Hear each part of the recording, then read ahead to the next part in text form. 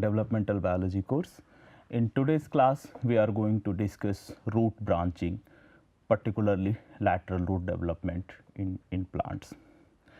So, branching is very important or very critical events in the process of plant growth and development, because this helps in establishing a proper architecture in the plant body. If you look at typical model plant here, you can see that the root system has some branching, which is we call basically root branching, and then shoot system they also undergo the process of branching.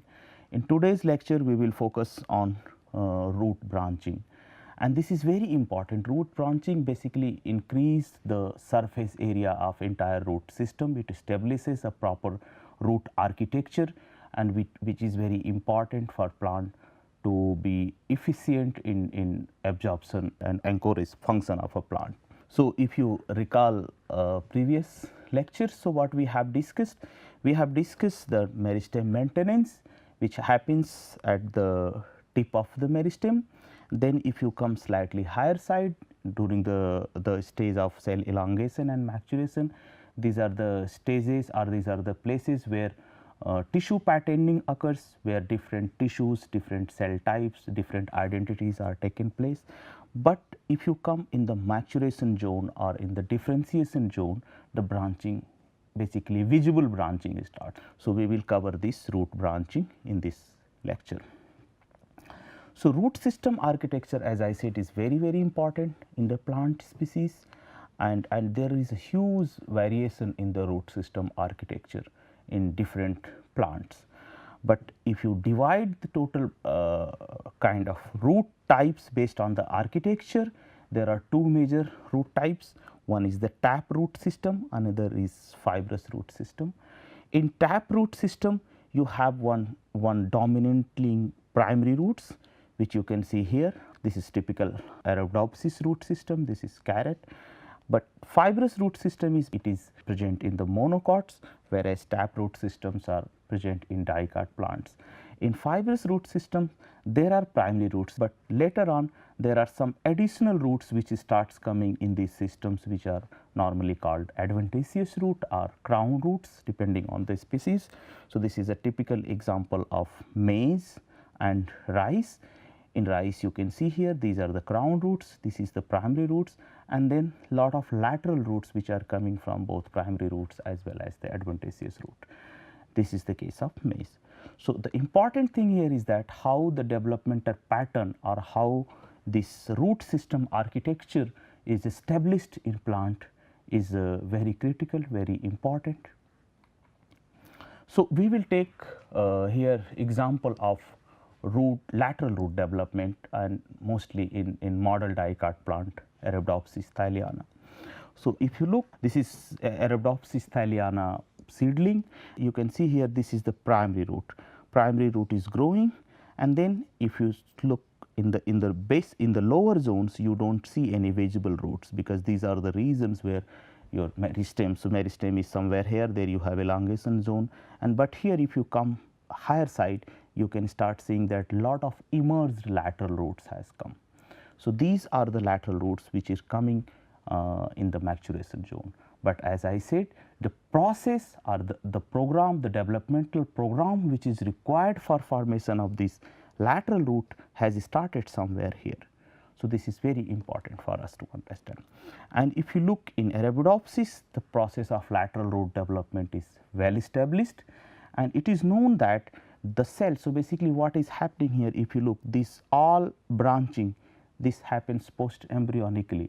So, lateral roots are coming from the root. So, they are root borne root, which means that you have already a differentiated root system, then suddenly a new branches or new roots are originated from that root, and this is only possible if there is new meristems which has been generated somewhere here in the root, which is kind of lateral meristem. And so, which means that there is a process. So, you have a differentiated cell, then the differentiated cell has to undergo the process of cell division, and then it will generate a kind of meristem, and then that meristem will start the process of development. In Arabidopsis, it is known that the cell which is next to the xylem, the pericycle cell. So, this is basically longitudinal view. So, you can look here, this is epidermis, then below epidermis you have cortex, then below cortex you have endodermis, and then below endodermis, inside endodermis, this layer is called pericycle, and then you have the vascular tissue. And it is known that since if you look a cross section, I do not have any picture here, but if you make a cross section, what you will find that these pericycle layers are like this. But the xylem makes a kind of axis here. So, there are pericycle cell which is close to the xylem is called xylem pole pericycle cells, and it has been seen that in case of Arabidopsis thaliana, these pericycle cells basically have competency and potential to initiate lateral root developmental specific program. And when this happens, what happens that this mature or differentiated pericycle cells, they undergo the process of cell division. So, there is so differentiated cell undergo the process of dedifferentiation, then start dividing and then start redifferentiation of the lateral root. So, this entire process of lateral root development can be divided into different stages. So, at very early stage what is happening, there is one pericycle cells, when it starts cell division, then more cell division, and there are different if you look the orientation of cell division, some are periclinal, some are anticlinal, and this results in growth of the primordia. This is called lateral root primordia. And then at later stage of the lateral root development, different tissues start taking their identity like a typical root.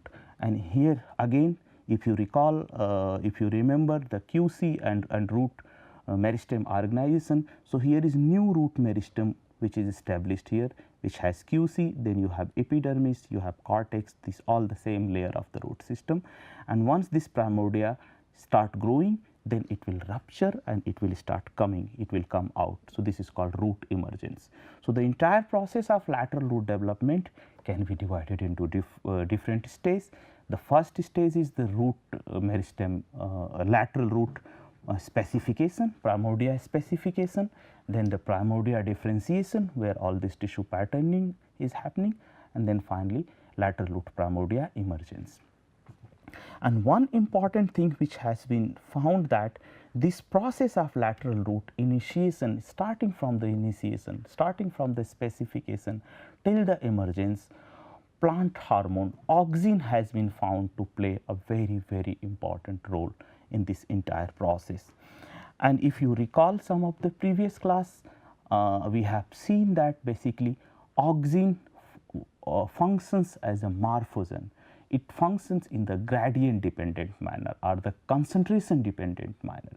So, if you have high amount of auxin and there is a full mechanism in plants which basically transport auxin. So, you can relocate auxin from one cell to another cell, and this kind of mechanism is called polar auxin transport, and this polar auxin transport basically helps in generating auxin maxima in some of the cells and auxin minima in another cells.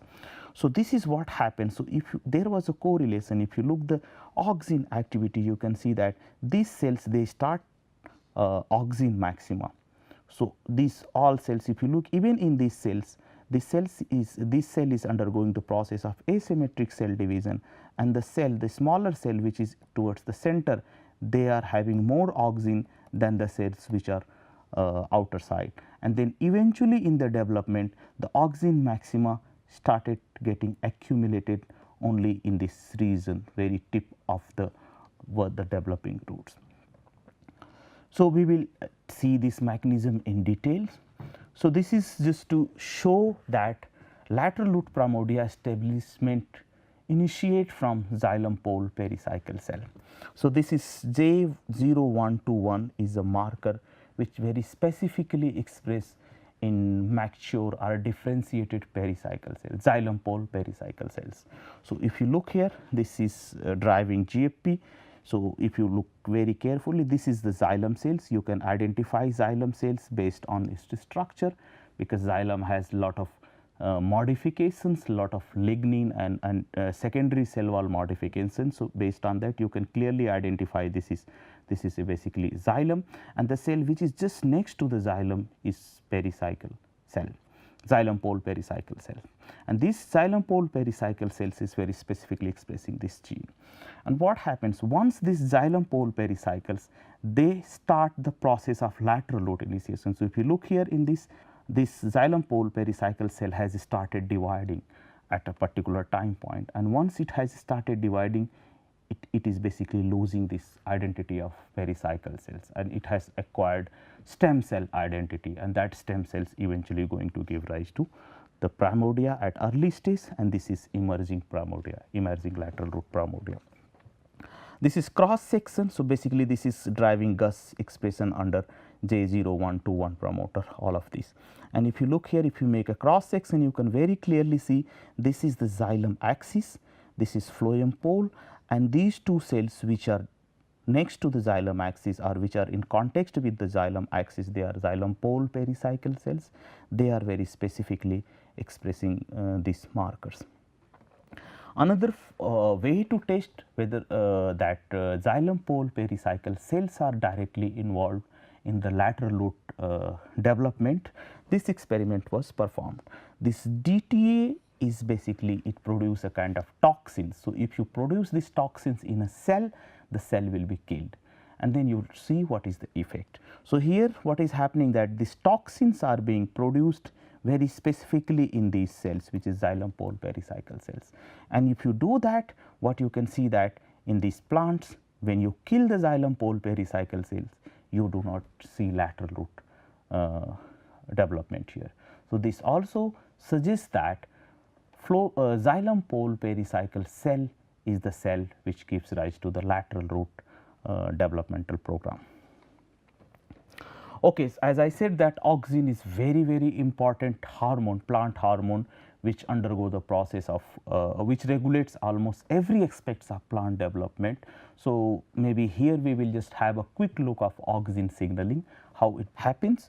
So, auxin, as I said, auxin is a very important plant phytohormones which is being synthesized mostly in the young tissues, and when this auxin is synthesized, there are a lot of auxin biosynthesis pathway, 4 auxin biosynthesis pathway, then you have a lot of enzymes which are helping in auxin biosynthesis, and once auxin is biosynthesized, there is a mechanism to basically maintain its homeostasis. So, auxin, high amount of auxin is not good for some of the development. So, what happens that if you have high amount of auxin, then auxin can be stored in form of inactive form. So, there is a mechanism that you can inactivate auxin that helps in maintaining auxin homeostasis in a particular cell. And then the active pool of auxin, which is basically able to initiate auxin signaling pathway, can be distributed very properly through a process of polar auxin transport. So, through this process you can basically distribute this auxin to a cell where auxin signaling has to be initiated. And what happens? And if you look the signaling, so what happens, auxin, let us assume that a cell has auxin. So, auxin is basically received by receptor, auxin receptor, which is TIR1 here, but there is a mechanism. Let us assume in a cell, if there is no auxin, what happens, there is a class of transcription factor which is called auxin response factor. Auxin response factor is a class of transcription factor which regulates set of genes which are working downstream of auxin signaling pathway, or you can say that auxin signaling pathway is regulating expression of many genes. And what happens if there is no auxin, there is a very high amount of negative inhibitor of auxin response factor, which is AuxIAA. So, essentially AuxIAA, it can, so basically it can pair with auxin response factor and it inactivate auxin response factor. It does not allow auxin response factor to go and activate the gene which is working downstream of auxin signaling pathway. But if you have high amount of auxin, the auxin is basically received by the receptor, and this receptor basically the complex of receptor and auxins target this OXIAA protein for degradation. So, when there is auxin, this protein will be degraded through a mechanism, and then once this protein will be degraded, the auxin response factor will be freely available. Now, this auxin response factor, as I said, it is a transcription factor. It goes and it binds to auxin response element and then activates the gene or repress the gene depending on what is the nature of this auxin response factor, and result is auxin responses. So, there is these two constructs which are very extensively used in plant developmental biology. So, what has been done? So, basically a synthetic promoter has been created where the auxin response element, this is the element or DNA elements where auxin response factor can come and bind. So, this has been cloned along with a basal minimum promoter, and then this construct DR5 or DR5 REAP, this has been generated. So, essentially a synthetic promoter is generated where we have put a basal expression element promoter, basal promoter along with auxin response elements. So, which means that this protein will have a very low or very basal level expression under normal condition, but if there is auxin response factor, if it comes and binds to the auxin response element, it can enhance the expression. So, this basically system, this is called DR5 based reporter system. It basically reports auxin responses. So, if you see high amount of signal or if you see high amount of reporter activity, DR5 reporter activity, which means that that is the cell where there is a auxin signaling going on. This is a typical example. If you take this construct and check in the root, so this is the cap, root cap. So, you can see very high amount of signal root cap, and then reporter gene you can choose as per your choice. Here the reporter gene is GFP, here is the nuclear localized YFP or venous, here you have endoplasmic reticulum localized RFP. So, based on that you tell exactly where is the auxin responses. So, as I said that auxin signaling is regulating lateral root development. So, what is the mechanism, how it regulates, and what is the proof that auxin signaling is regulating lateral root development? You can look here. So, if you recall previous slide, I said this IAA, it is a kind of one OX IAA. OX IAA basically is a negative inhibitor of auxin response factor. So, if you have high amount of OX IA, it means that no auxin signaling will be activated. And here this is the mutant. In this mutant, what happens that the level of this protein is stabilized. So, you have high amount of OX IA. High amount of OX AA means in this mutants there is no auxin signaling activated. No auxin signaling activated results in no lateral root formation. So, this suggests that activated auxin response signaling is important for lateral root formation. Now, these are two auxin response factor 7 and auxin response factor 19. If you look double mutant here, you can also see that there is no lateral root formation.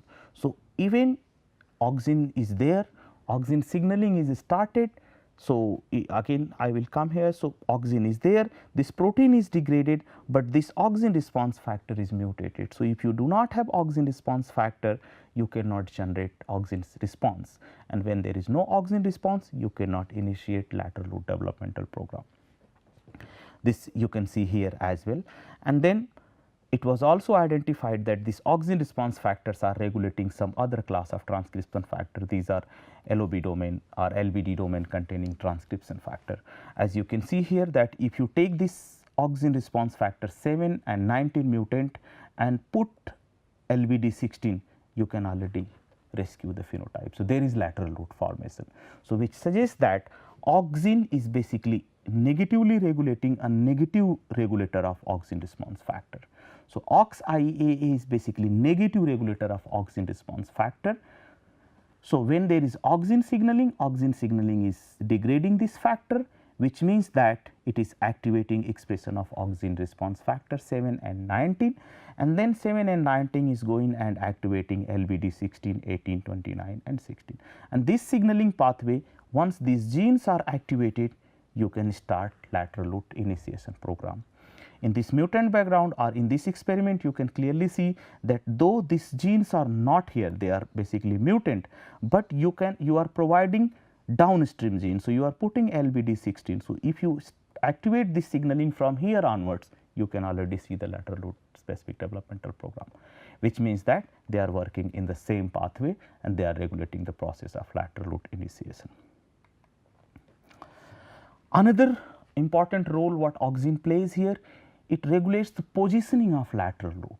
So, it is not only the lateral root development, but where in the primary roots lateral root has to be, that is also regulated by auxin signaling. So, if you look wild type growing Arabidopsis seedling here, you can see that the mode of lateral roots are alternate. So, one right, left, right, left, right, left, and in normal wild type this distribution is quite equal. So, you can see that around 50% lateral roots are coming towards left side, 50% are coming towards right side. But if you have auxin mutant, auxin signaling mutant or auxin response mutant, you can see that this patterning is changed. So, now you have more towards left, less towards right. So, basically the balance is basically disturbed when you have the mutant background. And here this is again proving same thing, that auxin is important. This is a dominant negative mutant which basically suppress auxin signaling pathway. So, if you overexpress this in xylem pole pericycle cells, what happens that auxin signaling is suppressed and you do not have lateral root development. So, suppression of auxin signaling very specifically in the xylem pole pericycles almost stop lateral root developmental program. So, this suggests that the high amount of or activation of auxin signaling in xylem pole pericycle cell is important for lateral root development. This you can see here quite visibly. So, this correlates. So, this is the DR5 construct just 2 slides before I discussed, which is auxin responsive construct, and if you take luciferase assay and if you look here, there is a clear correlation. So, wherever you have high amount of signals, it means that there is high amount of auxin signaling there, you have lateral root primordia or lateral root development. And if you look the very early stage of lateral root development, you can see here. So, this is DR5 Gus expression. So, basically this auxin or auxin signaling is getting activated very specifically in these cells. Once auxin signaling is activated, the cells start undergoing the process of cell division. There is cell division here, and then the process of primordia initiations begins, and then the process of initiation begin, then auxin signaling is getting restricted at the tips here, and this process is a normal pattern. And you can see here, this is very interesting experiment which also proves that it is very important to activate auxin signaling very specifically in xylem pole pericycle cells.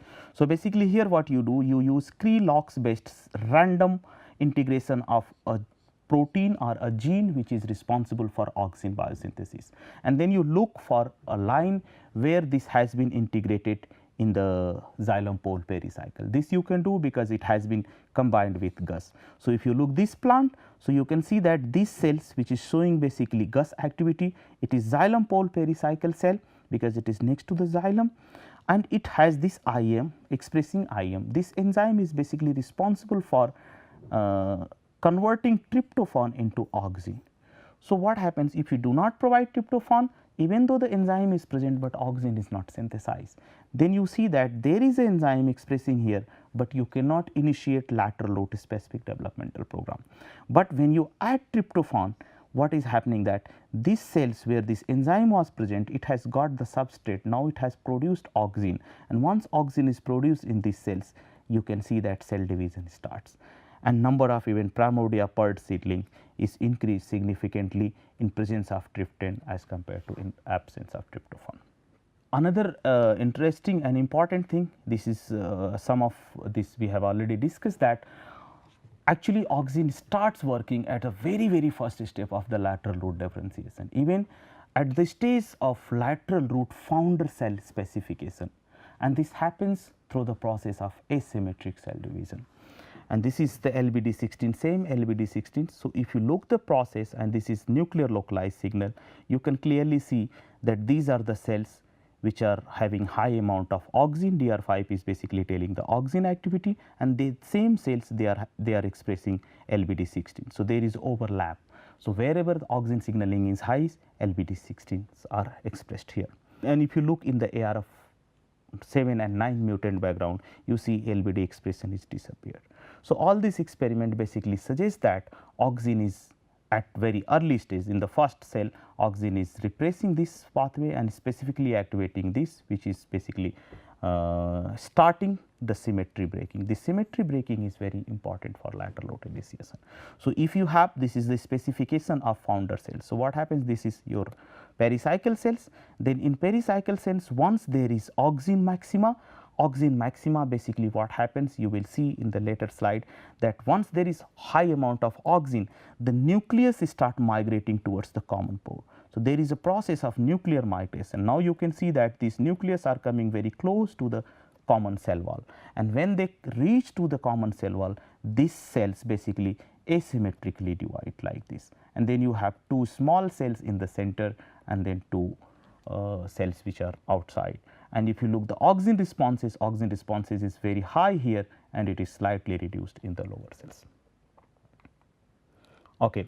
This is the process of nuclear migration, which is very important, or you can say one of the first step which is required for lateral root initiation program. So, you can see here, so this is transgenic plant where 3 reporter markers has been expressed in the same plant. This reporter marker is marking the plasma membrane. So, you can see every cell lines plasma membrane. Then you have H2B, which is histone 2 protein. Histone 2 protein basically it has RFP signal and it will localize to the nucleus, because histone protein is nuclear protein. And then you have DR5 GFP, which has basically auxin response. And if you look very carefully here, so what is happening, these are the cells. So, at very early stage you can see here that you have only red signal, means you have nucleus, but there is no DR5 activity yet. There is no auxin response initiated, that is why you have red cells.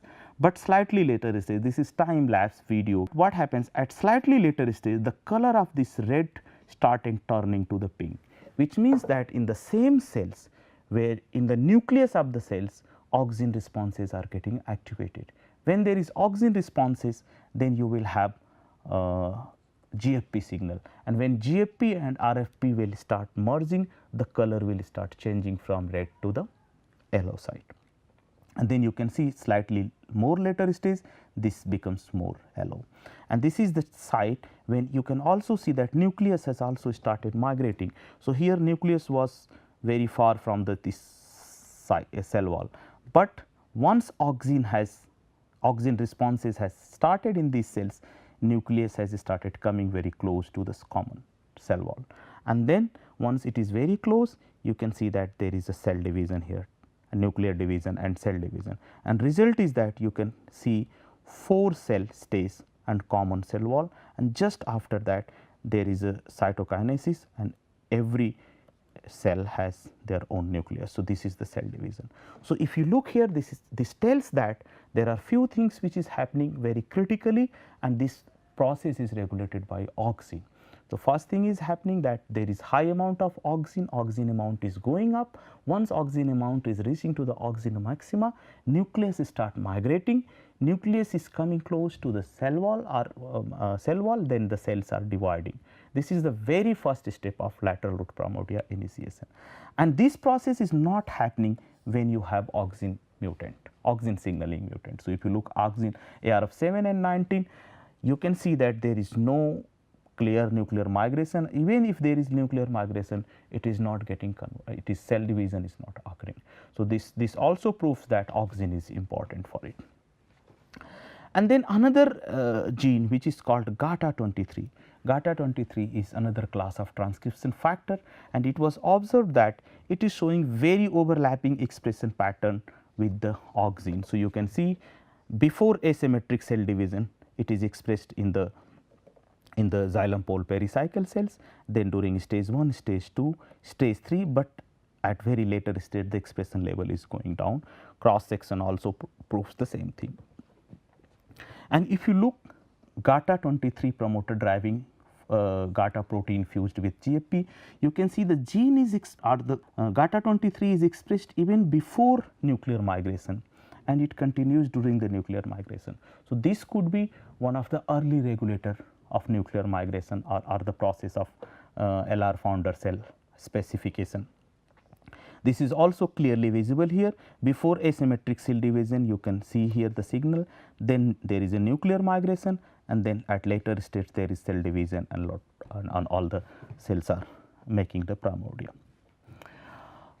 Another thing here, if you look, this GATA23 expression is induced by auxin. So, if you treat with auxin, you see very high amount of GATA23 expression, but this induction is not happening when you have auxin response factor mutant. So, this also tells that GATA is working downstream of auxin signaling pathway. So, if you have auxin signaling pathway is activating GATA, and GATA might be regulating something, and this is clear here. So, if you have GATA mutant, this is GATA loss of function, and this when you overexpress GATA23 in xylem pole pericycle. So, if you see different stage of primordia, what happens? If see early stage of primordia, when you do not have GATA23, you can see that number of lateral root primordia is decreased, but when you increase or overexpress, it is increased. So, this tells that GATA23 is important for defining lateral root primordia specific developmental program.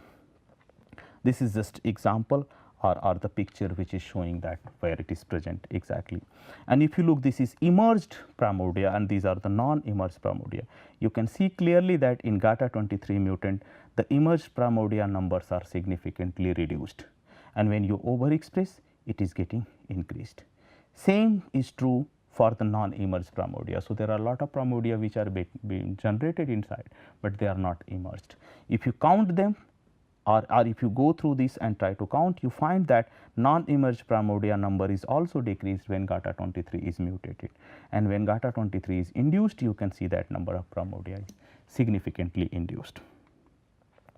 So, this all if I summarize in lateral root development. So, what happens that first important thing is that auxin is regulating almost every aspects of lateral root developmental program, and there are different set of modules of auxins regulating different program, and the total program, which as I said that though we see lateral roots in the maturation zone, but the program or the developmental programming has started as early as in the basal meristem. So, this is meristematic zone at very tip of the root. In meristem we have this basal meristem.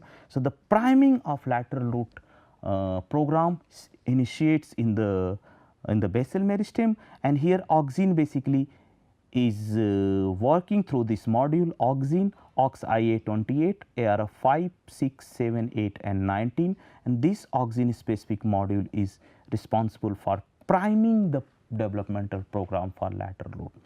Then in the later stage, this is second auxin signaling module where auxin is working through OXIA14 and it is regulating AR of 7 and 19, and they are basically helping in lateral root founder cell polarization. Here is the nuclear migration zone, you can clearly see.